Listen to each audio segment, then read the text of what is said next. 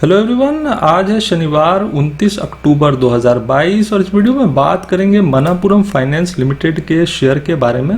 Manappuram finance एक NBFC company है। Company gold loan के लिए जानी जाती है, पर कंपनी के पास और भी बिजनेसेस हैं।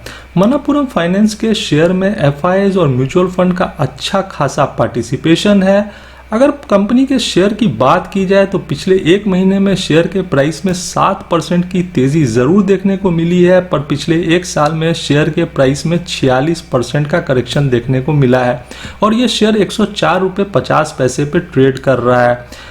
कंपनी ने हाल ही में डिविडेंड भी दिया था और कंपनी फिर से अपने क्वार्टरली रिजल्ट और डिविडेंड के साथ आ रही है। सारी बातें बताऊंगा डिटेल में, साथ ही कंपनी के फंडामेंटल्स देखेंगे, जानेंगे मनापुरम फाइनेंस का शेयर किस प्राइस टारगेट तक जा सकता है और जून क्वार्टर का रिजल्ट भी चेक करेंगे। तो वीडियो में बने रहिएगा फ्रेंड्स। मनापुरम फाइनेंस की अगर बात की जाए तो कंपनी के पास काफ़ी सारे प्रोडक्ट्स हैं। कंपनी गोल्ड लोन में तो है ही, उसके अलावा company small and medium enterprise finance में भी है, company forex and money transfer में भी है, कंपनी व्हीकल लोन में है, कंपनी पर्सनल लोन में है, company door step gold loan में है, माइक्रो होम फाइनेंस में है और कंपनी टू व्हीलर फाइनेंस में है।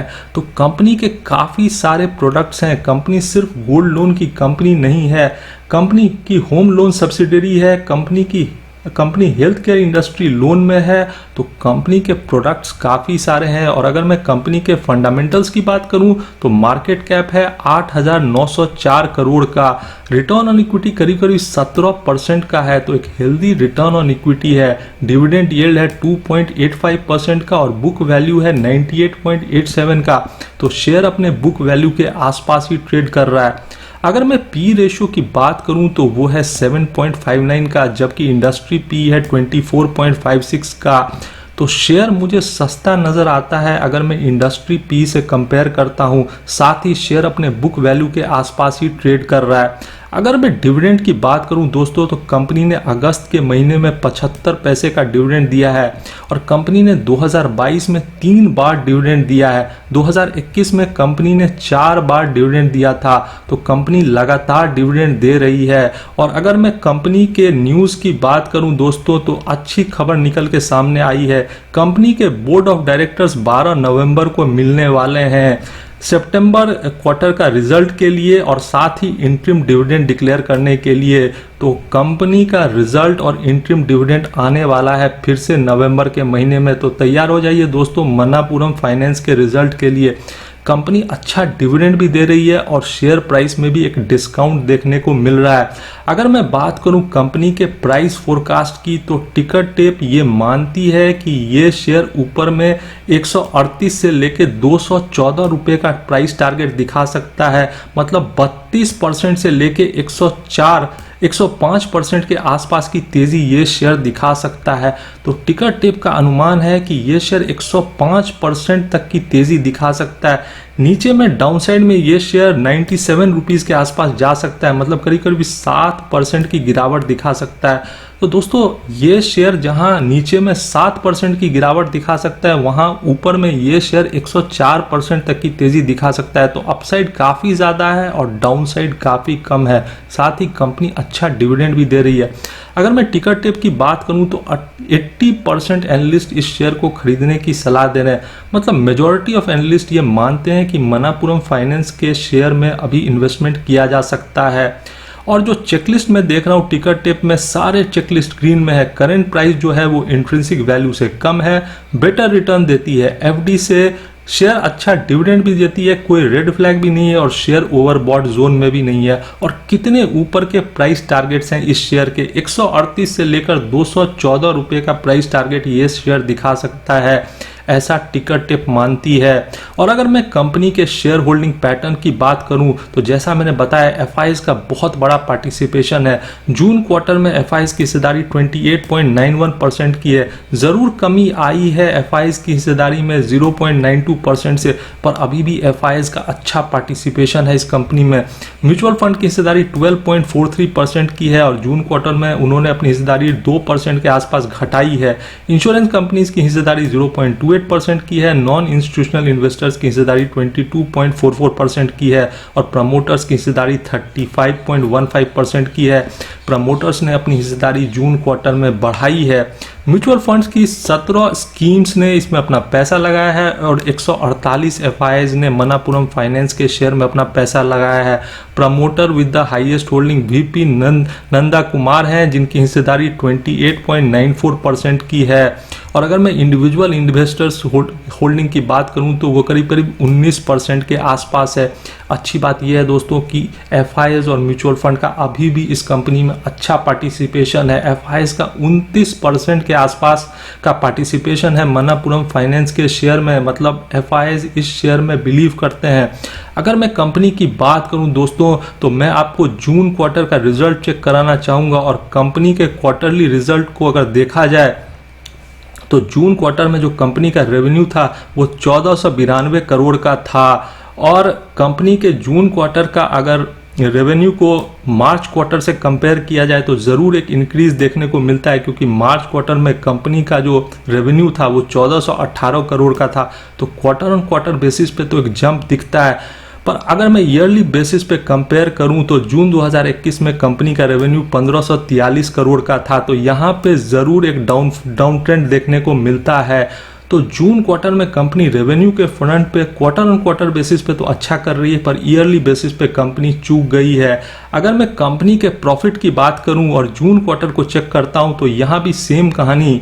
कंपनी 282 करोड़ का प्रॉफिट लेके आती है जून क्वार्टर में, और ये भी मार्च क्वार्टर से अच्छा है, क्योंकि मार्च क्वार्टर में 261 करोड़ का प्रॉफिट था। तो यहाँ तो एक जंप दिखता है। पर अगर मैं ईयर ऑन ईयर बेसिस पे कंपेयर करता हूँ तो जून 2021 क्वार्टर में कंपनी को 437 करोड़ का प्रॉफिट हुआ था। तो यहाँ एक डाउनफॉल दिखता है।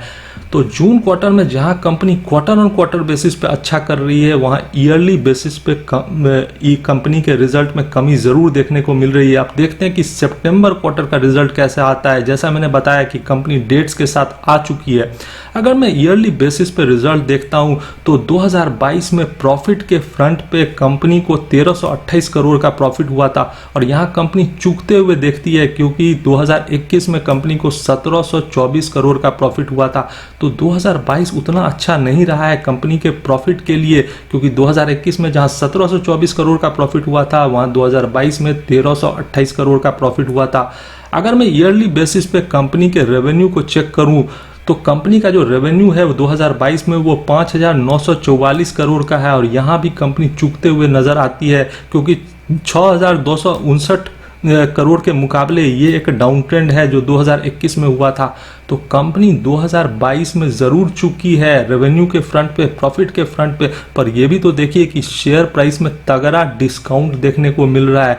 ये शेयर काफ़ी ऊपर तक गया था और वहाँ से ये शेयर फिसला है। शेयर करीब करीब 224-25 रुपये तक गया था, वहाँ से 81 रुपये तक गया और फिर से शेयर में एक तेज़ी देखने को मिल रही है। तो ज़रूर 2022 में रिजल्ट्स उतने अच्छे नहीं हुए हैं, पर शेयर प्राइस भी तो डिस्काउंटेड है। साथ ही कंपनी डिविडेंड भी देती है, साल में 4-4 बार डिविडेंड देती है कंपनी।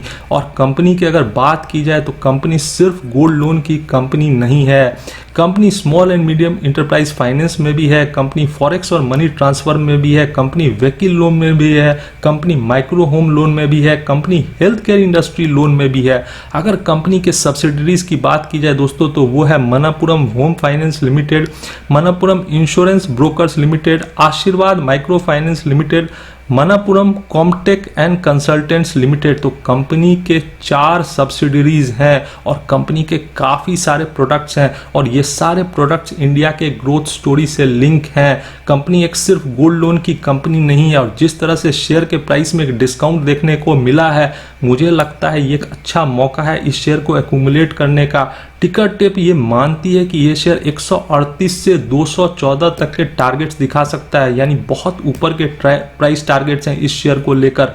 और डाउनसाइड देखिए काफ़ी कम है, करीब करीब 97 रुपये का। तो डाउनसाइड काफ़ी कम है और अपसाइड पोटेंशियल इस शेयर में काफ़ी अधिक है। साथ ही कंपनी अच्छा डिविडेंड भी देती है, कंपनी अपने रिजल्ट और डिविडेंड के साथ आ रही है जैसा मैंने आपको बताया। तो एक अच्छा मौका है मनापुरम फाइनेंस जैसी कंपनी को एक्यूमुलेट करने का। एक अच्छी NBFC है, एक दिग्गज कंपनी है, कंपनी के पास काफ़ी सारे प्रोडक्ट्स हैं, सिर्फ गोल्ड लोन की कंपनी नहीं है बल्कि कंपनी के प्रोडक्ट लिस्ट काफ़ी बड़े हैं। कंपनी माइक्रो होम फाइनेंस में भी है, गोल्ड लोन में भी है, फॉरेक्स एंड मनी ट्रांसफ़र में भी है, व्हीकल लोन में भी है, टू व्हीलर फाइनेंस में भी है। और मुझे लगता है कि ये एक लॉन्ग टर्म बेट साबित हो सकता है। मनापुरम फाइनेंस के शेयर को एक्यूमुलेट किया जा सकता है किसी भी गिरावट में। डिविडेंड भी अच्छा देती है, साथ ही कंपनी का शेयर प्राइस काफ़ी डिस्काउंटेड है अभी।